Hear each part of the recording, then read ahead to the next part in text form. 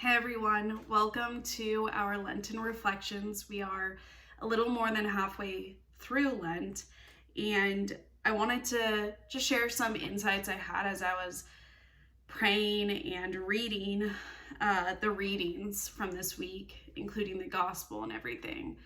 And I hope it really blesses you.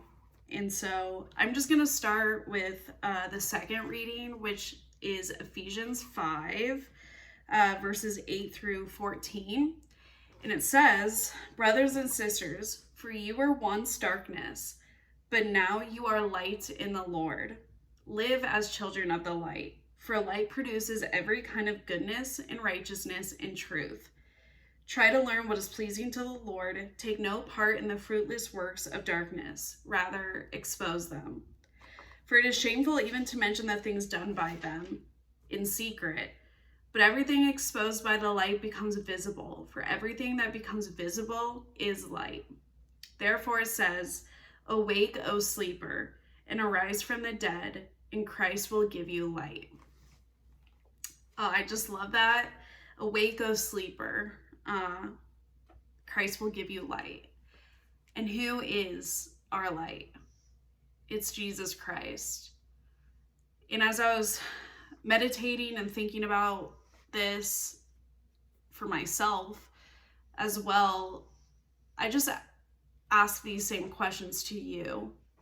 Have you ever experienced a time in your life, or perhaps are right now, where you just feel like you're spiraling out of control? You just feel like everything is dark and you can't see the light at the end. And it doesn't feel like it will ever end. Because I have definitely been there a few times. I've felt that way. And sometimes I still have really hard days. But in reading the gospel just gives me so much hope in one thing in particular. And it's how Jesus interacts with the blind man. So it's the gospel story of the blind man who is born blind. And as we know historically, usually with ailments like that, they are cast off from society. They probably could never have a job or get married or have a family of their own or anything like that. And so essentially, like, they become homeless and he's begging on the street. So just imagine this scene.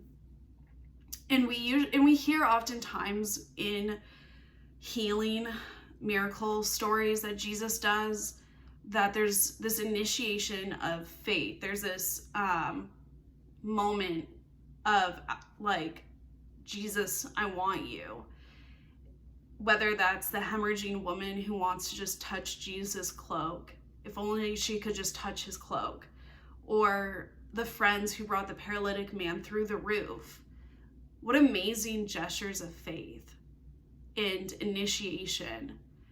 And we don't necessarily see that in this story with the blind man. But to me, that's really powerful because we don't have to do anything for Jesus to be our light. We don't have to be anything. In fact, this blind man was just there.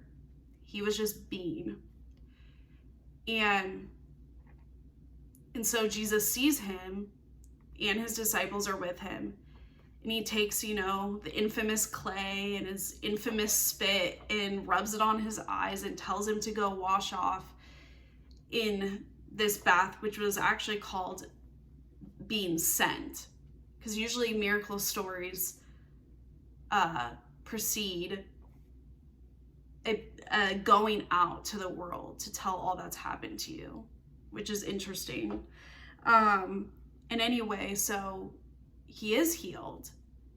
And it was a Sabbath day too that Jesus did this healing. And we also have learned and know that, that's a big no-no, like to do work on a Sabbath. And for a prophet, that's considered work.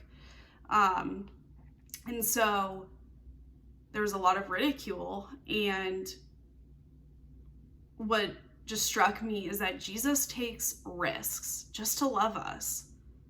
He just goes over and over and over and again and beyond just to love us. He'll make himself foolish just so that we know we are loved.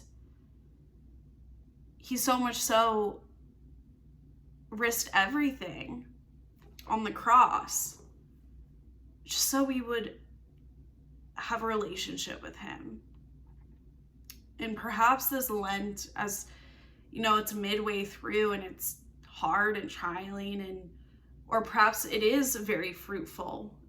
And so I guess in light of these readings and everything, my reflection questions that you could maybe sit with and journal or reflect on would be, how can you initiate more of your love and your yes to Jesus today as we and tomorrow, the rest of this Lent? What areas in your life, so maybe that's one, what areas in your life do you feel like you're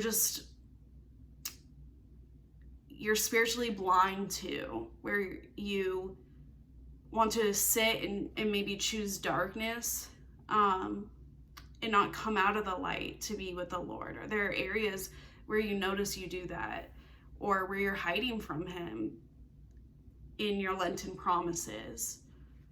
And maybe thirdly, have there been fruit so far in your Lenten promises? Has it brought light? Has it brought joy? And if so, what was it? What is it? What do you think changed? And maybe just write these down.